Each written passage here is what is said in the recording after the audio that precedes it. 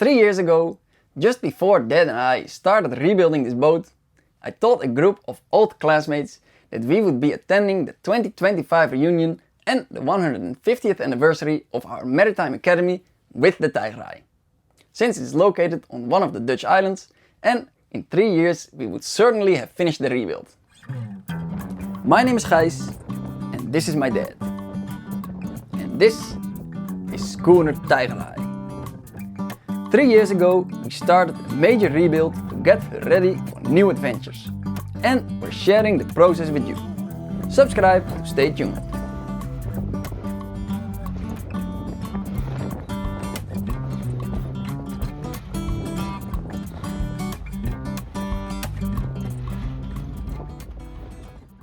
The fact that we are not yet finished poses a bit of a challenge. We did finish the galley and the heating in previous videos, which helps, but we have a severe shortage of beds for all the classmates that will be joining. So, before we can set sail on this tiny intermediate sea trial in the middle of the rebuild, we have lots to prepare. The old forward cabins are still perfectly usable, since we didn't start any work there yet. But that's only 5 beds. So, first priority is getting the aft cabin ready for some sleepers. We did pick a good season to do the first little sea trial. It's probably gonna be cold, wet and miserable, so we cannot cut any corners on insulation. To prevent condensation of warm, damp air on the cold steel deck above, we're installing a thin layer of self-adhesive Armaflex which doesn't let any air through, before installing the stone wool. The layout that we eventually chose is quite similar to how it used to be. We just shifted the bulkhead back a frame to create more seating space in the saloon and reduce the unused floor space in the aft cabin. And instead of a single bed on port side, we're creating a bunk bed, or bunk. Hold on, let me look that up. Stacked bunk, apparently. We'll have the option, if it's crowded on board, to have 4 people sleep in the aft cabin. To separate both sides a bit while keeping the escape hatch accessible, we'll install a closet above the steering gear cylinders.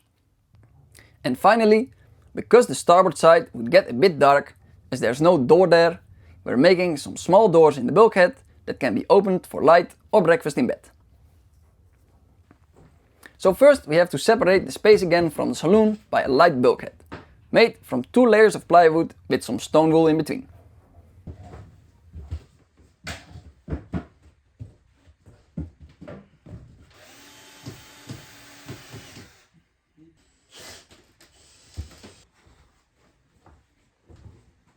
The aft ship has an irregular shape, so we cannot use standard beds and mattresses.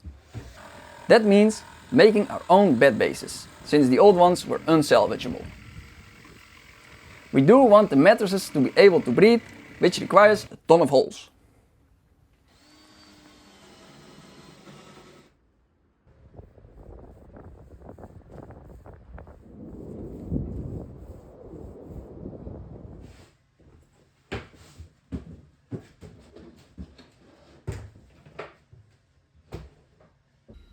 The main bed base doesn't fit through the wheelhouse hatch, so it has to come in through the aft cabin escape hatch.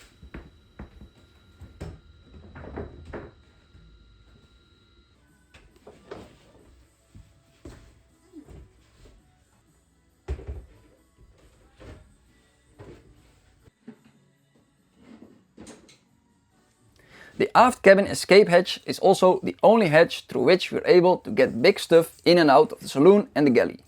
So we made part of the bulkhead removable in case we ever have to replace the fridge, freezer or dishwasher. The skylight in the saloon poses quite a challenge when it comes to insulation. It has all these corners and sticking out parts that need to be covered. If we don't, the whole thing will just be a massive collector of condensation and it will be raining droplets on the saloon table. So I've created some wooden frames around the holes for the hatches that can be stuffed with stone wool. Where I could, I first added a layer of Armaflex. After this, everything can be covered with thin plywood. The hatches are still quite a big source of condensation, So for now, we're just covering them entirely with some plexiglass, until it's warm outside again or we find a better solution. Another thing that's pretty hard to insulate is the deck prism, giving us natural light inside the aft cabin. Our solution? Cut off the stem of a funnel to where it fits right around the prism.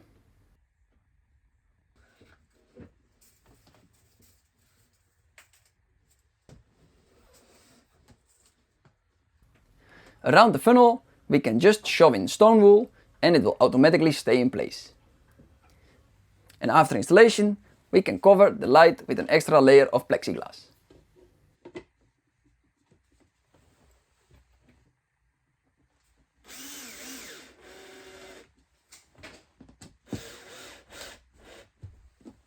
Currently it's very hard to get in and out of the aft cabin escape hatch, so we have to make some steps to walk up the transom.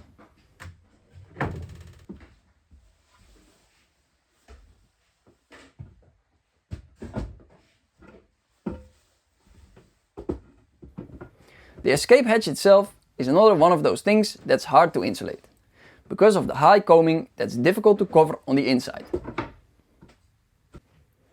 To get up and out of the hatch we need some more steps, so we decided to combine those two things in a hatch with stairs that drops down from the ceiling. That extra flat hatch is much easier to insulate.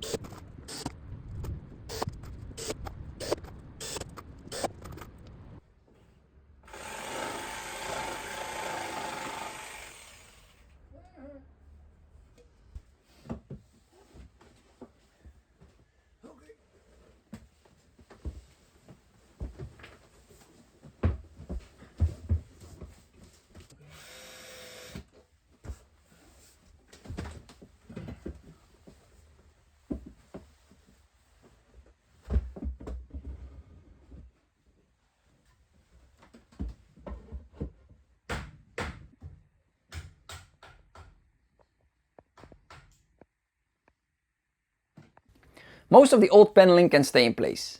It just needs a little bit of love, before we can start creating a seat around the future table.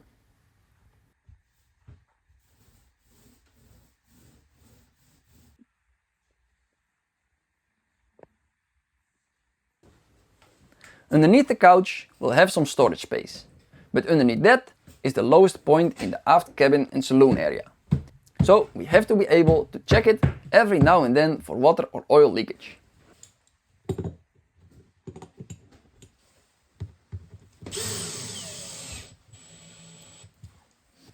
We did also insulate the floorboard here with a layer of stone wool sandwiched between the plywood.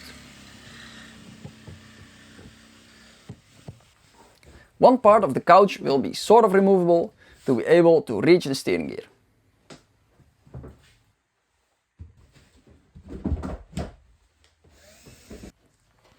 The steering gear should be accessible from all sides, but we do have to cover it up.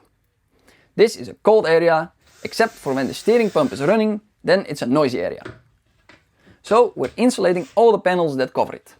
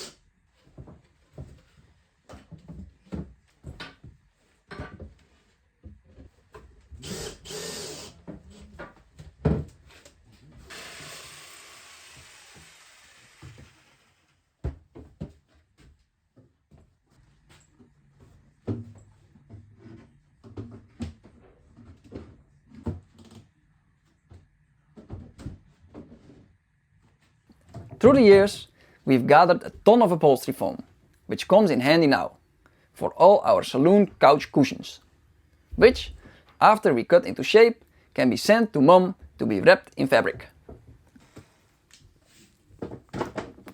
One of the most annoying things is couch cushions sliding off the couch while you're sitting on it. Little retainer slats should prevent that. For now, we're using a temporary table, because we do need to sit around something. For the door, we can reuse the old aft cabin door. The only problem is that it's a bit short, because the floor used to be much higher in the aft. We do, however, have some used but still good hardwood beams laying around that are just as thick as the door and have the right width. So I can just cut off two pieces to add them to the top and the bottom.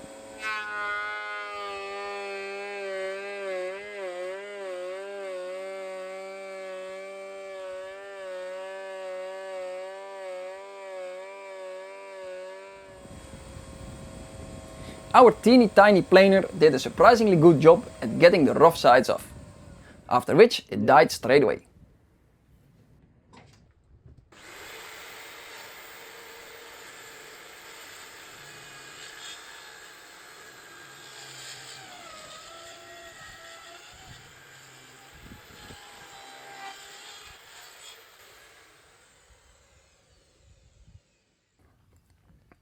These are quite big, heavy chunks of wood, so we'll be screwing and gluing these extra pieces to the door to make sure they don't fall off in a couple of years.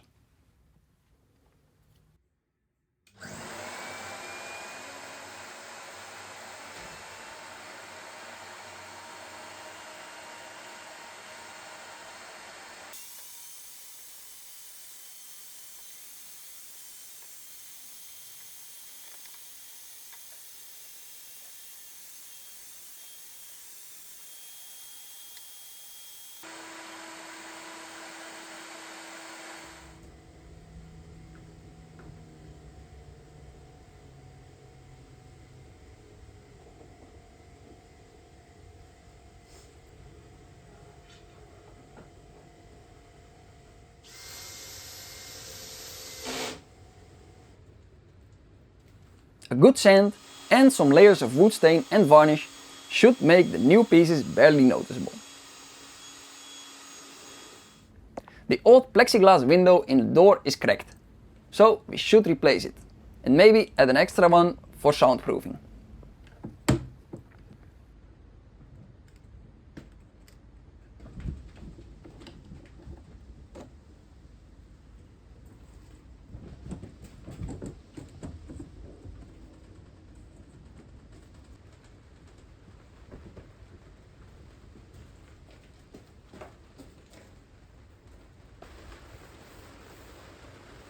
Right, before the door was sanded, the new pieces of hardwood looked about the same color. But after one layer of wood stain, not so much. Talking about barely visible. For the other side, I'm gonna change my tactic. First, stain on the old part of the door and hope the colors come closer together. Maybe this is the right time to mention that neither me or Dad are trained carpenters. The result is better than it was. For the door frame, we bought a little bit heavier planer from a friend, which worked a lot better.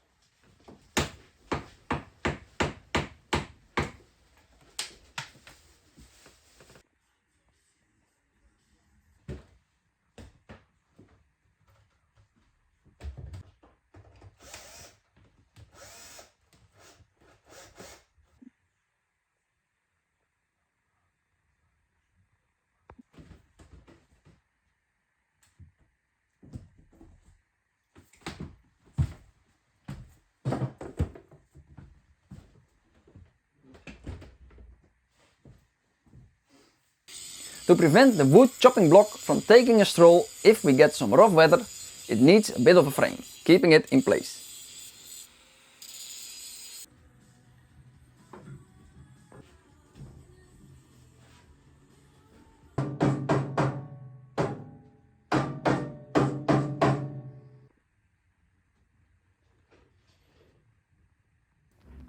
To prevent people from taking a stroll while they're sleeping when the ship is underway, we're installing sideboards on the beds.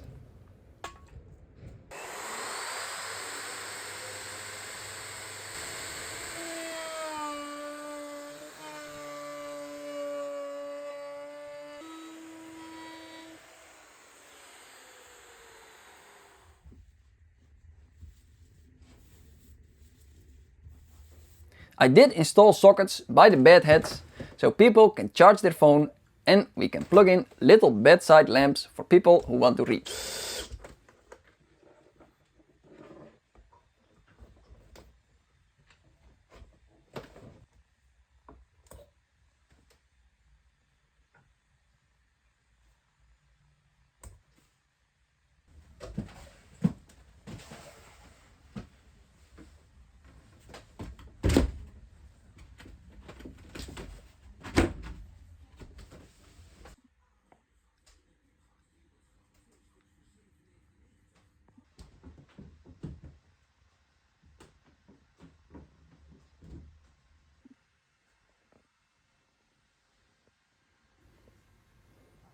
We have remade some mattresses to fit in the new bunks.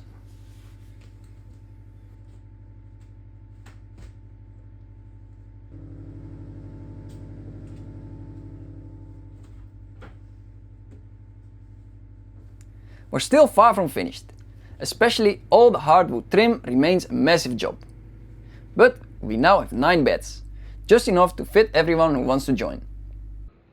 With some spare time to rig up the halyards, lazy jacks and topping lifts, in case we want to do some sailing.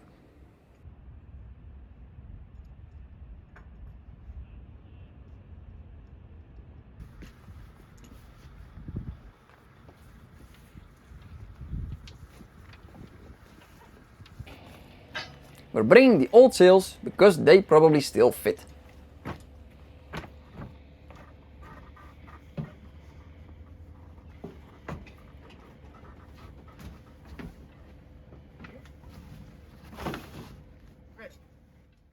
And now I cannot postpone it any longer.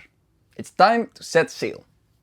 I did not do any filming during the trip because we were too busy making sure everything went well, but I asked all my fresh new crew members to film. On the first day, we just sailed from our hometown 30 kilometers land inwards to the port of Harlingen, where we planned to stay the night.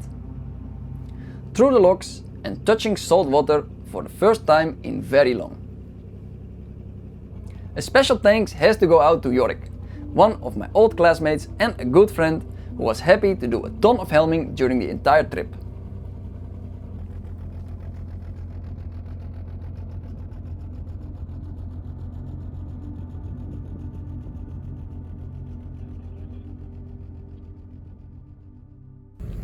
The next morning, after the morning sun had melted the ice of the deck and all our weekend crew had arrived, we left port.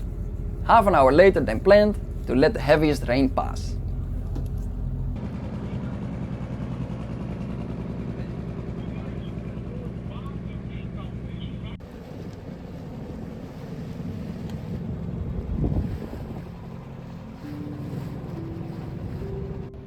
The weather was not too pleasant.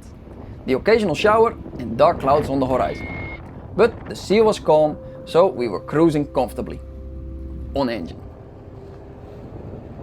Following the fairway towards the open sea, about halfway between port and our destination, we changed course, from close hold to close reach and later to beam reach, which meant sailing courses.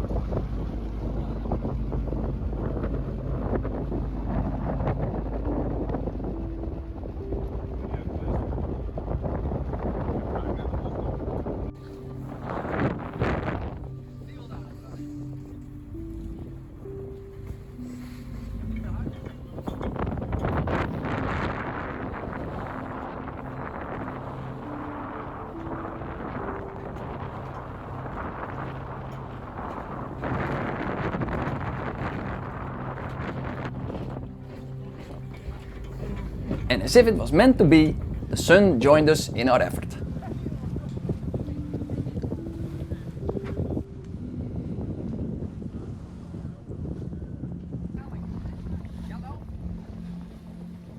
Before departure, we had just enough time to rig the old schooner sail and the new furling fore staysail. Now that those were set, the crew had plenty of energy left to also rig the old mainsail, which is now a bit long for the shortened boom and a bit short for the extended mainmast. But we are not picky. More sail is more speed, especially since the wind has died down a bit. Luckily, we also had the tide in our favor, so with 2 knots of current we were able to make almost 4 knots ground speed.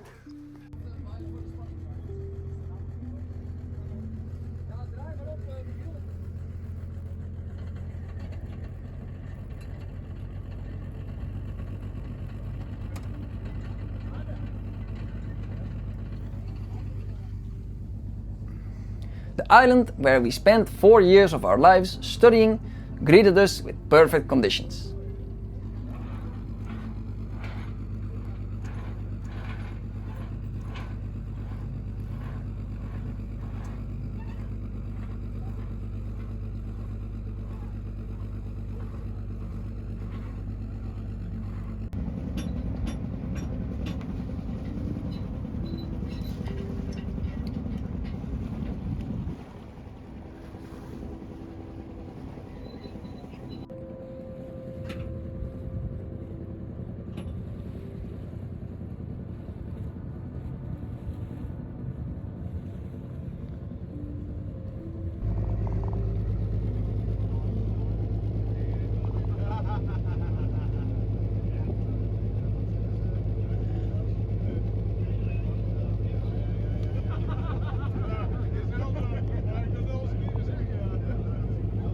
That was also the last that we saw of the sun for the whole weekend.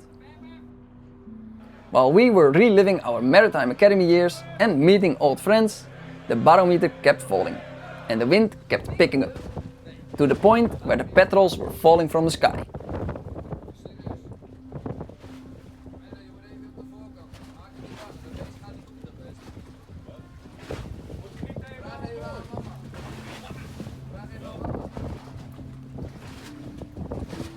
But of course, the weekend was coming to an end and Monday was closing in fast.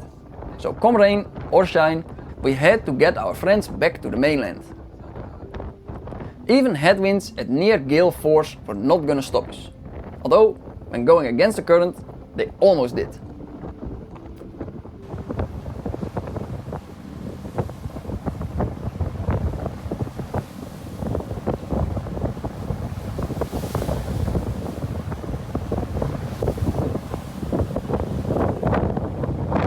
But we made it back to Harlingen, where the crew took off and we decided to stay the night.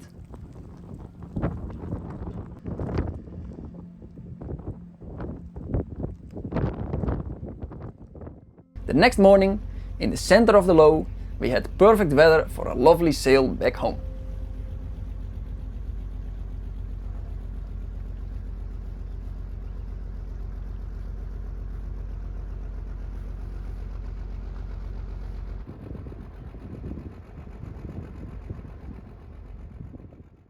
And here we are.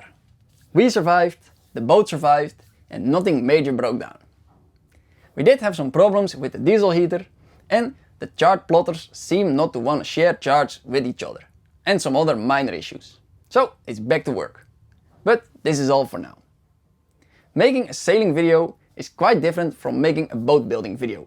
So let us know what you think. And if you have any questions or remarks, feel free to use the comment section. Thank you for watching and I'll see you next time.